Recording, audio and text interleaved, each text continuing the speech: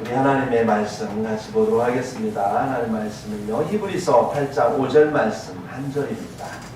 같이 짧기 때문에 두 번에 걸쳐서 공경하는 마음으로 이렇게 읽도록 하겠습니다. 히브리서 8장 5절 말씀 같이 한번 읽겠습니다. 시작. 그들이 섬기는 것은 하늘에 있는 것의 모형과 그림자라. 모세가 장막을 지으려 할 때에 지시하심을 얻은 것 같으니 이르시되 산과 모든 것을 산에서 내게 보이던 본을 따라 지으라 하셨느니라. 그들이 섬기는 것은 하늘에 있는 것의 모형과 그림자라. 모세가 장막을 지으려 할 때에 지시하심을 얻은 것 같으니 이르시되 산과 모든 것을 산에서 내게 보이던 본을 따라 지으라 하셨느니라. 아멘. 앉으시기 바랍니다. 네. 오늘 말씀의 제목은 한번 읽어볼까요? 시작. 교회의 예표 성전. 네, 교회의 예표 성전 이런 말씀 같이 나누도록 하겠습니다. 네, 장막에 대한 이미지, 장막의 구조, 성막의 구조심이 나올 거예요. 네. 오늘 본문에 보니까 장막을 뭐라고 그랬어요? 이 장막을 히브리서 8장 5절에 보니까 그들이 섬기는 것은 하늘에 있는 것의 모형과 그림자라 그랬어요. 하늘에 있는 것의 모형과 그림자. 네, 좀 이따 봐도 됩니다. 네, 그게 바로 장막입니다. 아멘. 네, 모세가 지을 때에 이렇게 지을까? 이렇게 짓는 게 좋겠지. 우리는 이렇게 성전을 만들자. 뭐 모세 마음대로 생각나서 이렇게 지은 게 아니고요. 하나님이 시내산에서 보여주셨답니다. 무엇을? 하늘에 있는 것을. 네, 그래서 하늘에 있는 것을 짓게 만들도록 보여주신 것을 모세가 그대로 본을 따서 지시하심을 따라 그대로 지은 게 장막이다. 네, 하나님의 장막이기 때문에 성막이라고 해요. 네, 그래서 장막과 성막은 똑같은 말인데 특별히 성스러운 이제 장막이다 이런 면에서는 성막이다 이렇게 표현을 하기도 합니다. 네, 그래서 이 장막을 보면 뭘 할 수 있을까요?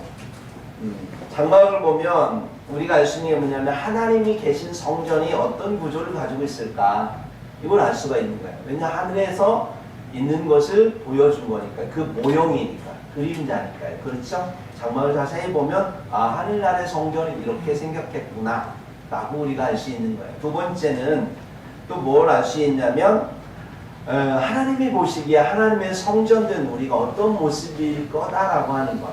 우리는 우리의 내면을 잘 몰라요. 우리가 창조하지 않았으니까. 그러나 하나님이 우리를 보실 때에 우리의 내면, 우리의 영혼의 모습, 성전 삼으신 우리의 영혼의 모습은 또 어떤 모습일까라고 하는 것을 짐작할 수 있습니다. 네, 그래서 우리는 장막 또는 성막을 공부해야 될까요? 안 해야 될까요? 해야 됩니다.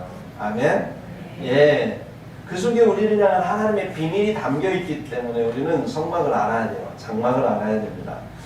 장막이라고 하는 것은 광야에서 임시로 세운 하나님의 성전입니다. 그래서 성막이라고도 하는데 이 장막이 또는 성막이 나중에 가나안 땅에 들어가서 솔로몬에 의해서 세워지죠. 그게 바로 성전이 되는 것입니다. 네. 그러니까 장막 또는 성막과 성전은 그 기능이 같을까요? 다를까요? 같습니다. 네, 하나님이 예배하는 기능이 같아요. 네. 그러니까 건축 재질은 다르지만 같습니다. 장막은 그 차이가 있다면 뭐냐면 장막은 광야에 있기 때문에 옮겨 다녀야 되니까 자꾸 이리저리 옮겨 다니다 보니 임시 거처일 뿐이에요. 그래서 천으로 지었어요. 그러나 성전은 한 곳에 머물러 있잖아요. 그래서 돌로 지었습니다. 그 안에는 금으로 하는 치장을 하고 그래서 고정되어 있다는 거예요. 장막은 옮겨 다니고 성전은 고정되어 있다. 이런 차이가 있는 거예요. 네. 구약의 장막이 성전으로 또 성전이 신약에 와서는 뭐가 됩니까? 그리스도의 몸인 교회가 되는 거예요. 네. 그래서 교회는 어떻게 하나님의 성전이 되냐? 고린도전서 3장 16절에 보면 너희가 하나님의 성전인 것과 너희는 뭘 말하니? 교회를 말하는 거죠. 교회는 우리 하나님의 성전이랍니다. 그런데 왜 성전이 되냐? 하나님의 성령이 너희 안에 거하시는 것을 알지 못하느냐 그랬어요. 그러니까 성전이 되는 조건이 뭐냐면 우리 안에, 우리 모임 안에 하나님의 성령이 거하셔야 그게 하나님께서 인정하는 성전이 된다라고 하는 거예요. 그러니까 모세가 있을 때의 장막도 하나님의 영이 임함으로 인해요. 그 장막이 성막이 되는 것이고, 솔로몬이 지었던 성전도 하나님의 영이 임함으로, 하나님이 임재하심으로 성전이 되는 겁니다. 그런 것처럼 구약이나 신약이나 하나님이 임재하실 때 그것이 바로 하나님의 성전이 된다는 공통점을 가지고 있다는 거예요. 네.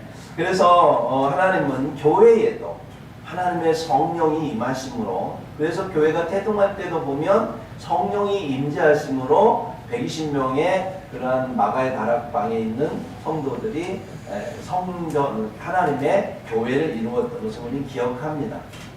그러면 왜 하나님은 이렇게 하나님의 성전이 세워지는 과정을 우리에게 보였을까라고 하는 부분을 질문하게 됩니다. 장막에서 성전으로, 또 성전에서 그리스도의 교회로, 이렇게 하나님은 하나님의 그러한 성전을 이렇게 우리에게 보여주세요. 지키 하시고 인도하셨습니다. 장막은 하나님의 성전을 삼기 위해서 이 세상에 있는 우리의 몸을 상징하기도 합니다. 고린도전서 5장 1절에 보면 만일 땅에 있는 우리의 장막집이 무너지면 그랬어요. 그럼 우리의 장막집이 뭘까요? 육체를 의미하는 거예요. 우리의 육체가 무너지면 하늘에서 지으신 집, 그 손으로 지은 것이 아니요 하늘에 있는 영원한 집이 우리에게 있는 줄 아느니라. 바울이 고린도 교회에 그렇게 말씀했습니다. 거기에서 뭐 하늘에 있는 영원한 집은 뭐냐면 우리에게 주실 부활체를 말해요.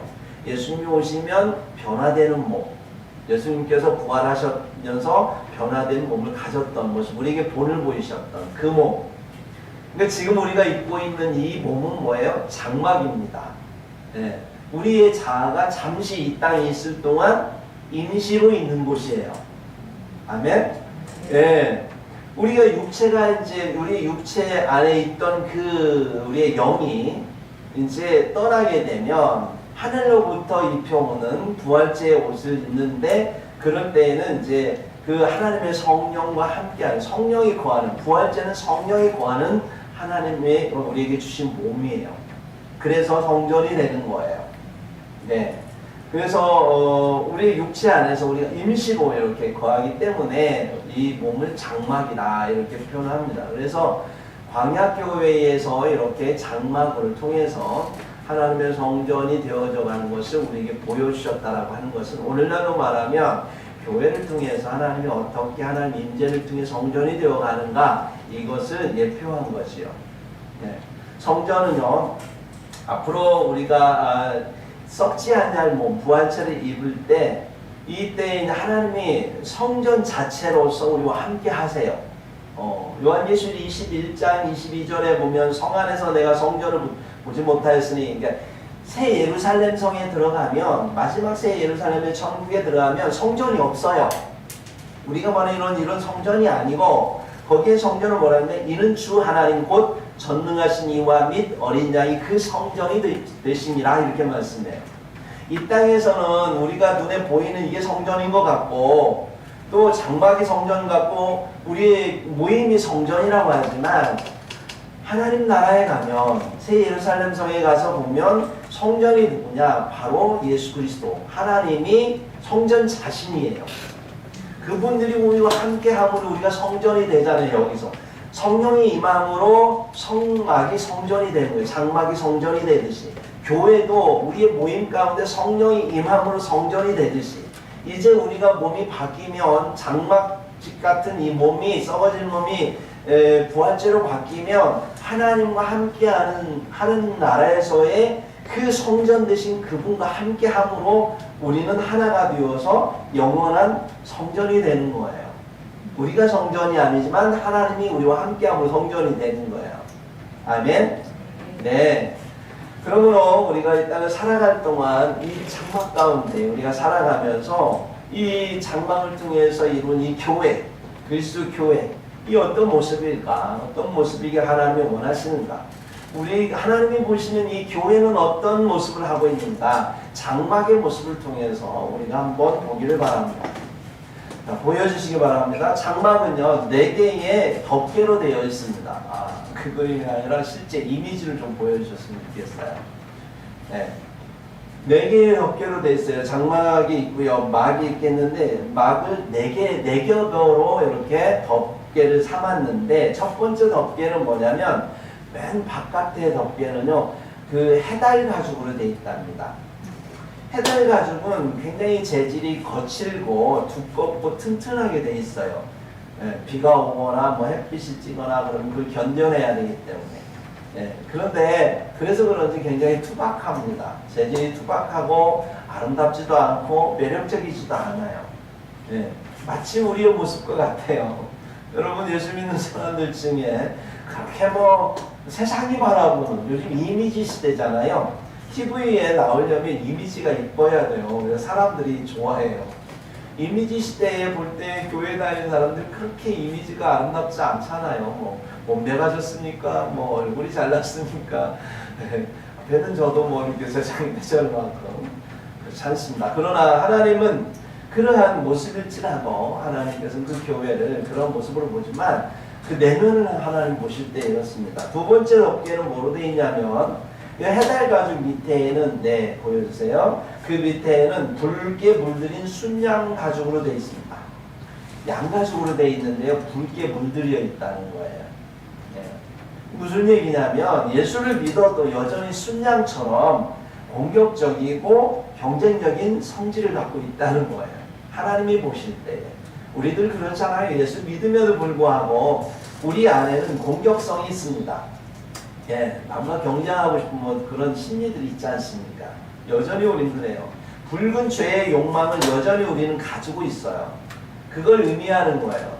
예, 장막을 통해서 우리에게 보여주는 교회의 모습은 우리들의 모습은 여전히 겉모습은 별로 그렇게 해달 가죽처럼 그렇게 매력적이지 않고 또 그 다음에 그 안에 있는 우리의 성질, 마음도 성질도 그렇게 뭐 순양같이 생겼어요. 세 번째 덮개는 염소털로 되어 있습니다. 염소털도 뭐냐면 염소는 어때요? 고집이 굉장히 센 동물입니다. 고집이 세고 굉장히 개인적이에요. 예, 그래서 너희들은 정말 고집이 센 존재들이라는 하나님 보실 때. 예, 그리고 매우 개인적이라는 거예요. 네. 자, 여기까지 보면요. 예수 믿는 사람이나 안 믿는 사람이나 똑같아요. 그죠? 네, 똑같습니다. 근데 한 가지 다른 게 있어요. 네 번째 덮개가 달라요. 네 번째 덮개를 보면 네 번째 덮개는 성경에 뭐라고 나와 있냐면 가늘게 꼰 배실로 되어 있답니다. 가늘게 꼰 배실인데 그 배실은 흰색이에요. 그리고 청색, 자색, 홍색 실로 그 배실과 함께 그룹을 수놓았대요. 그룹은 케룹이라고 하는데 그 케룹은 그런 천사의 인종을 말합니다. 예. 10폭의 휘장으로 되어 있대요. 예, 이것은 이제 그래서 여기에서 보면 이 흰색은 거룩함을 의미합니다. 예, 깨끗하고 거룩한. 그리고 청색은 하늘을 의미해요. 하늘나라, 하늘.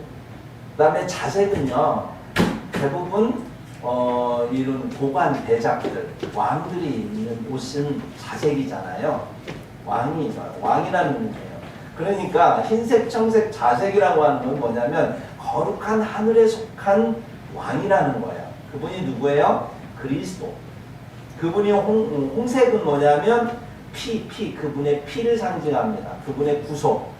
그러니까 거룩한 하늘에 속한 왕, 즉 그리스도가 당신의 피로 구속해서 우리를 구원해서 우리를 영광 가운데 거하게 했다는 거예요. 그룹은 영광을 의미하는 겁니다. 예. 그래서 그리스도인의 마음 가운데는 하늘의 거룩하신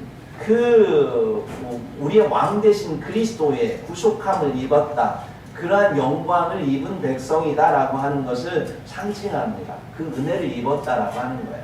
교회는 그러니까 세상 사람과 똑같아요. 근데 단 한 가지 다른 게 뭐냐면 하나님 그리스도의 피의 은혜를 입은 그 영광 가운데 있는 존재들이다 라고 하는 거를 이 장막을 통해서 하나님께서 우리에게 알려주시고자 하는 거예요. 놀랍지 않습니까? 네. 그럼 이 장막 가운데 우리가 조금 이 그림 말고 조금 넓게 저 그림을 포함한 뜰까지 나오는 걸 좀 보여주셨으면 좋겠어요. 이 장막 안에는 세 가지 장소가 나와요. 여러분 오늘 말씀 잘 들어야 됩니다. 세 가지 장소가 나오는데요. 바깥 뜰이 있고요. 그 다음 바깥 뜰에서 들어가면 성소가 있어요. 그리고 성소와 지성소가 있습니다. 이 세 가지 장소가 나오는데 이것은 뭘 의미하냐면 교회 안에는 세 가지 종류의 신앙인이 있다는 거예요. 세 가지 종류의 신앙인이 있다는 거예요. 첫 번째 신앙인은요, 바깥뜰 신앙을 가진 사람이에요. 바깥뜰 신앙. 그러니까 바깥뜰에는 뭐가 있냐면 번제단과 물두멍이 있습니다. 근데 거기에 들어가는 사람은 어떤 사람들이 들어가서 일을 하냐면 주로 제사장과 레위인과 일반 백성이 들어가요. 일반 백성이 들어가서 레위인과 그 양을 잡아가지고 제사장이 이제 죽이면 양을 레위인들이 잡아서 제단 위에다 올려놓으면 제사장이 그 피를 가지고 뿔에다 이렇게 바르고 불을 이렇게 질러서 번제를 드리는 거예요. 그래서 이러한 그 일들을 이 바깥들에서 합니다. 제사를 드리는 거고 오늘날로 말하면 예배입니다. 그래서 예배를 드릴 때는요, 하나님 앞에 이거는 뭐냐면 회개를 의미하는 거거든요. 그래서 예배를 드리면 회개가 굉장히 중요합니다. 자, 번제단과 물두멍이 있는데 번제단은요 뭐냐면 제사장이 제물을 죽여가지고 피를 갖다가 뿔에 바르고 그 제물을 불로 태우는 장소예요. 번제를 드리는 장소입니다. 이게 상징하는 건 뭐냐면 하나님 앞에 들어올 때 반드시 있어야 될 게 뭐냐면 오늘날로 말하면 교회가 주님 앞에 나갈 때 십자가 앞에 괜히 십자가 걸어놓은 게 아니라 여러분들이 십자가를 보면서 예수 그리스도의 십자가 사건을 기억하라는 거예요. 십자가를 보면서 내가 평상시 지었던 행위로 지었던 죄들이 있잖아요. 그러한 것들을 회개하라는 거예요. 회개하면 하늘에서 성령이 내려와서 하나님의 성령께 내려와서 우리의 죄를 태운다는 거, 성령의 불로. 이게 상징하는 거예요. 그래서 회개하지 않으면 불이 내려올까요? 안 내려올까요? 안 내려와요. 여러분들이 그 생각해. 구약의 제사장들이 제사 드릴 때에 그 제물을 갖다가 번제단에 올려놓는데 그게 뭐냐면 여러분의 회개하는 마음을 번제단 앞에 올려놔야 되는 거예요. 번제단 앞에 하나님의 이 예배 가운데 들어올 때 반드시 해야 될 게 회개하는 마음을 하나님 내가 당신께 왔습니다. 당신의 제단 위에 내가 내 마음, 내 악한 죄성을 하나님 올려놓습니다. 한 주간 내가 살아가며 지었던 모든 죄들을 하나님 앞에 올려놓습니다. 그 제단을 쌓아야 돼요. 회개의 제단을. 하나님 성령의 불을 내려 주시옵소서. 그래서 내 죄를 다 태워 주시옵소서. 내 양심을 가둬놓는 그러한 죄책감에서 수치심에서 나를 벗어날 수 있게 성령의 불로 태워 주시옵소서. 기도해야 되는 거예요. 그 기도를 통해서 들어가야 돼요. 예배는 묵도로에서 축도로 끝나는 게 예배가 아니고요. 그 예배의 형식을 통해서 내가 하나님의 제단 앞에 하늘에 보이지 않지만 영적 제단 앞에 내 마음을 드리는 거예요. 드리지 않으면 예배가 되지 않습니다. 거기서부터 시작하는 거예요. 번제단 앞에 내 마음을 드려야 됩니다. 그래야 하나님의 성령의 불이 떨어질 때 내 죄가 사함을 받는 거예요. 다 태움을 받는 거예요. 예수 그리스도의 그 이름의 권세로 그 피로써 다 용서함을 받는 거예요. 그게 상징하는 게 번제단입니다. 그리고 그 다음에 이제 좀 들어가면 그 그림이 안 나오나요? 좀 이럴 때 아까 처음 그림 보여주세요. 처음 그림 보여줬던 거. 물두멍이 있습니다. 물두멍은 뭐냐면 제사장이 피를 가지고 이제 성소에 들어갑니다. 성소에는 누가 들어가냐면 제사장만 들어가요. 레위인도 못 들어갑니다. 일반 사람도 못 들어갑니다. 물두멍 보이시죠? 성소 들어가기 전에 거기에 보면 이 물두멍에서는 뭐 하냐면 제사장이 손을 씻는 장소예요. 손을 씻는 장소입니다. 근데 이 물두멍은 뭘로 만들었냐면 여인의 놋거울로 만들었어요. 왜 그랬을까요? 그건 뭐냐면 여인은 교회를 말하는 거잖아요. 그러니까 그 교회의 성도들의 마음을 비춰보라는 거예요. 마음의 죄, 마음으로 지었던 죄들이 있잖아요. 행동으로 지었던 죄, 마음으로 지었던 죄. 행동으로 지었던 죄는 번제단에, 물두멍에는 마음으로 지었던 죄. 예수 그리스도께서 십자가에서 뭐와 뭐를 흘리셨냐면 피와 물을 흘리셨어요. 피는 번제단의 뿔에 발랐고요. 물은 물두멍에다가 담아놓은 거예요. 영적으로 해석하면. 그래서 그 물두멍에 담긴 예수 그리스도 흘린 물에 내 마음의 죄를 씻는 거예요. 말씀을 통해서 비춰지는, 성령을 통해서 비춰지는 죄를 씻는 거예요. 그렇게 한 다음에 어디에 들어가냐면 성소에 들어가는 거예요. 여러분들이 지금 예배 드리는데 누구는 지금 성전 뜰에 있는 사람이 있고요. 누구는 성소에 들어간 사람이 있어요. 지금 성소에 들어간 사람은 어떤 사람이냐면 제사장의 신앙을 가진 사람이에요. 뜰 신앙을 가진 사람은 회개에서 멈춘 사람입니다. 그러면 제사장의 신앙은 어떤 신앙이냐? 성소에 들어가면 어떤 일이 벌어지냐면 성소 안에 들어가면 여러분 그림이 조금 보일는지 모르겠는데 여러분께서 볼 때에는 왼쪽에 보면 금등대가 있고 오른쪽에 보면 떡상이 있습니다.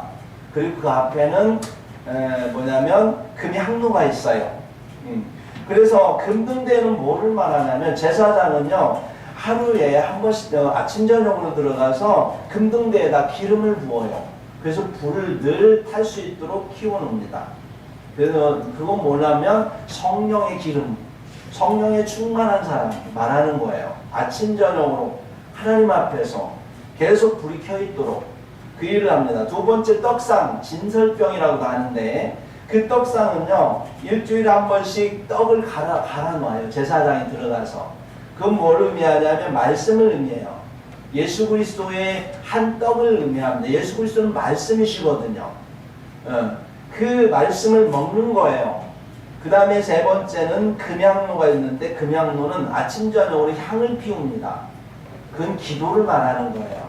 땅에서부터 하늘로 향이 올라가잖아요. 기도를 말하는 거예요. 그래서 이 제사장 신앙을 가진 성도는 어떤 신앙이냐면 성령에 충만하기 위해서 아침 저녁으로 기도하면서 성령에 충만하게 성령의 조명하심을 받고 말씀을 먹고 사는 그런 삶을 살아가는 성도가 바로 제사장적 신앙을 가진 성도예요. 여러분 하나님 나라에 가면 목사라고 해서 제사장이 되지 않습니다. 하나님이 보시는 건 목사든 성도든 누구든 주님이 지금 보실 때 영적으로 보실 때 그가 목사라도 하나님 앞에서 뜰 신앙을 가질 수 있는 사람이 있어요. 누군지 모르지만 그 하나님이 판단하신 문제입니다. 아무리 처음 신앙을 가졌더라도 제대로 하나님 앞에 신앙생활하는 사람은 제사장적 신앙을 가질 수 있고요. 아무리 내가 권사로 장로님으로 10년, 20년, 30년을 재직해도 뜰 신앙으로 먹을 수 있어요. 제가 저분은 뜰 신앙이 이런 얘기하는 거니까 실험 들지 마세요. 하나님과의 관계 속에서 내가 하나님이 결정하시는 거니까요. 이 시간 하나님 앞에서 내가 어떤 신앙이 갖고 있는지 봐야 돼요. 세 번째요. 성소를 지나면 뭐가 나올까요? 지성소가 나옵니다. 네, 지성소에 들어가면 법궤가 있어요. 근데 그 법궤를 언약궤라고도 합니다. 그러니까 하나님의 법궤 안에 뭐가 있냐면 십계명, 두 돌판에 새겨놓은 십계명이 있어요. 두 번째는 만나를 넣은 항아리, 돌 항아리가 있습니다. 세 번째는 아론의 쌍난 지팡이가 있어요. 네. 이게 뭐냐면 삼위일체 하나님을 상징하는 거예요. 진짜 성소는 이제 하나님 나라를 말하는 거죠. 네. 그래서 이 십계명 두 돌판은 성부 하나님, 말씀이신 하나님. 그 다음에 만나를 넣은 항아리는 뭐냐면 우리의 생명의 떡이 되신 예수 그리스도. 그 다음에 아론의 쌍난 지팡이는 성령 하나님을 의미합니다. 그래서 이 지성소는 하나님이 계시는 하나님 나라를 의미하는데 이 지성소의 신앙을 가지는 사람은 어떤 사람이냐? 지성소에 들어가는 사람은 1년에 한 번씩 대제사장만 들어가요. 제사장도 들어갈 수 없어요. 그러니까 제사장 중에 제사장, 제일 왕 같은 제사장, 그거 들어가는 거예요. 네. 그 어떤 사람이냐면 예수님처럼 마음을 다하고 목숨을 다하고 뜻을 다하여 주 너희 하나님을 사랑하라고 하는 그 말씀에 순종한 순교자적인 삶을 사는 사람, 그 신앙을 가진 사람이 제사장적 대제사장의 신앙을 가진 거예요. 그는 하나님의 말씀을 마음에 새겼습니다. 십계명처럼 돌판에 십계명을 새겼던 것처럼 마음에 새긴 사람. 한 떡에 참여했어요. 지난번에 말씀드렸죠. 한 떡에 참여하기 위해서 어떻게 해야 된다고요? 죄의 껍질을 벗기고요. 으깨져야 된다고. 내 자신의 자아를 다 죽여야 돼요. 그리고 한 뭉치가 되기 위해서 거기에 뭉쳐져야 된다고 그랬죠. 주님은 한 떡은 교회를 말하는 거죠. 그 교회에 자신의 삶을 헌신할 수 있는 사람이에요. 그래서 결과적으로 뭐냐? 성령의 열매가 충만한 사람. 네, 모세의 아론의 지팡이는 죽었던 아론의 지팡이지만 그 지팡이를 땅에 심었더니 그 살구나무에 꽃이 피고 열매가 맺혔다고 해요. 그래서 반드시 열매를 맺은 사람, 성령의 9가지 열매 기억하시죠? 사랑과 희락과 화평과 오래 참음 자비 양성 충성 온유 절제의 열매를 맺은 사람, 이런 사람이 어디에 들어간다? 지성소에 들어간다. 지성소의 믿음을 가진 대제사장과 같은 믿음을 가진 자라고 하는 겁니다. 여러분의 신앙 수준은 어디에 머물러 있나요? 네, 뜰신앙이 있습니까? 주일날 교회만 와서 회개만 하고 돌아가는 사람. 성소신앙을 가진 사람은 말씀과 기도의 삶을 사는 사람이에요. 지성소의 신앙을 가진 사람은 자신을 하나님 앞에 다 드린 사람입니다. 고린도후서 13장 5절에 보면 너희는 믿음 안에 있는가 너희 자신을 시험하고 너희 자신을 확증하라 그랬습니다. 네, 좀 말씀 준비하면서 그런 생각 많이 했어요. 제 자신도 많이 찔렸습니다. 여러분도 찔리시죠? 네, 제가 찌르는 거 아니에요. 목사가 뭐 이런다 하지 마세요, 제발. 한국교회가 그래서 문제거든요. 하나님 말씀을 받읍시다. 저도 전하면서 많이 찔리고 있는 거예요. 여러분이 보실 때 전 뜰신앙일 수도 있고요.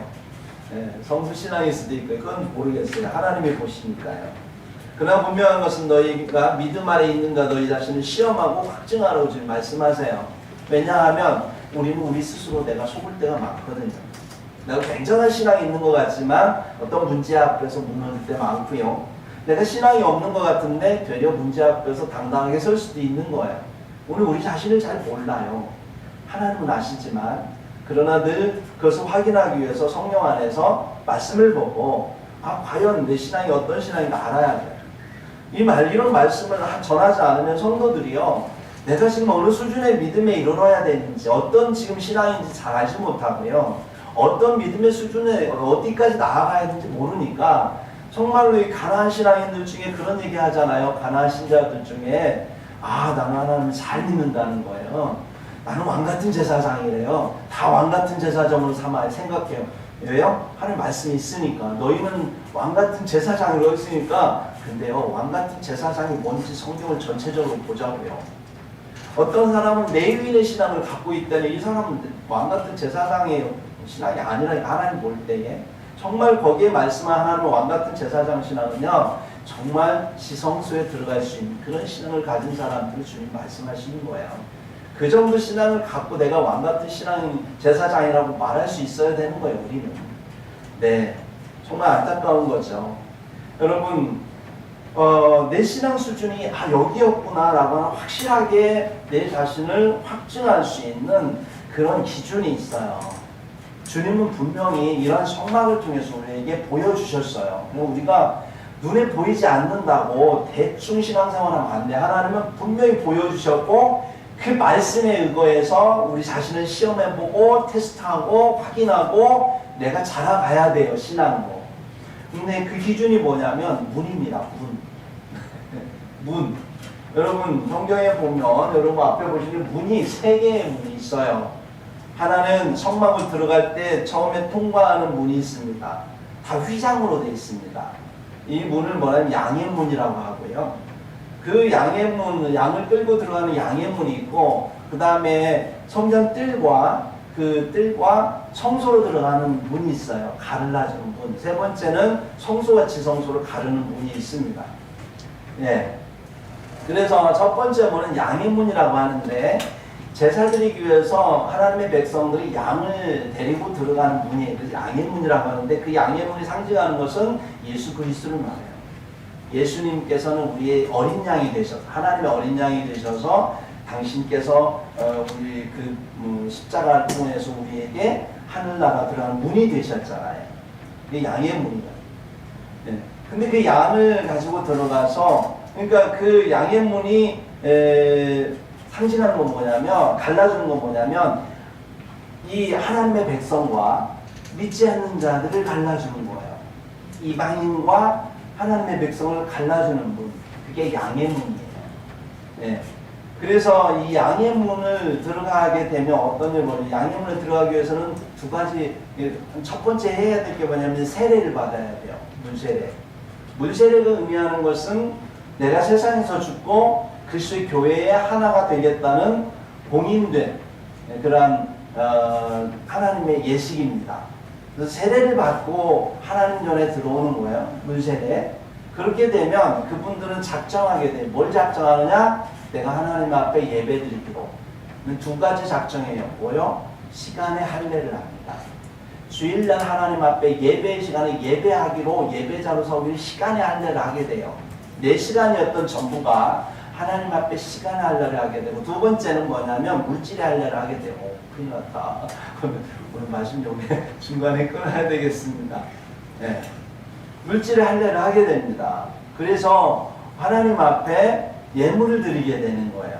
여러분들이 주일날 이렇게 와서 예배드리고 하나님 앞에 예물을 드리는 게 뭐냐면 여러분들이 그 양해문을 통과한 백성이라고 하는 거를 자기 스스로 믿음으로 확증하는 행위인 거예요. 하나님 보실 때 그걸로 판단하는 거예요. 네. 그러니까 그러한 양해문을 통과한 분들은 그렇게 하나님 앞에 자신을 드림으로 그 양을 내 대신 죄를 그 양에다가 어린 양이신 예수 그리스도의 이름으로 그 죄를 얹어서 회개하게 되는 거죠. 오늘은 여기까지만 해야 되겠네요. 말씀을 끝까지 하면 여러분들 1시에 끝날 것 같아서 집중하다 보니까 여기까지만 하겠습니다. 하여튼 오늘 여러분 말씀 가운데 여러분 보니까 결론을 내리자면 그렇습니다. 성경 뜰신앙이 있고요. 그 다음에 성소신앙이 있고 지성소신앙이 있더라. 우리는 다른 사람과 일반인과 똑같은데 단 한 가지 4개의 덮개 중에 마지막 덮개 예수 그리스도의 피로 말미암아 구속함을 입은 영광의 그 덮개를 입은 그거 하나가 다르다. 근데 그 다름으로 인하여서 그 성소 안에 그 하나님의 장막 안에 들어와서 예배를 하게 되더라. 근데 거기에 들어올 때에 세상과 다른 한 가지가 있는데 그게 세례받는 거고 또 세례를 통하여서 우리 하나님 앞에 시간의 할례와 물질의 할례를 통해서 내가 하나님의 백성으로서 적어도 뜰신앙의 신앙인임을 확인할 수 있다는 거예요. 여러분은 여기에 와 있다면 적어도 여러분 내위인의 신앙을 갖고 있는 겁니다. 다음 주에는 성소신앙 조금 더 다시 하고 지성소 신앙까지 같이 하도록 하겠습니다. 이러려고 하지 않았는데 말씀이 좀 길어졌네요. 같이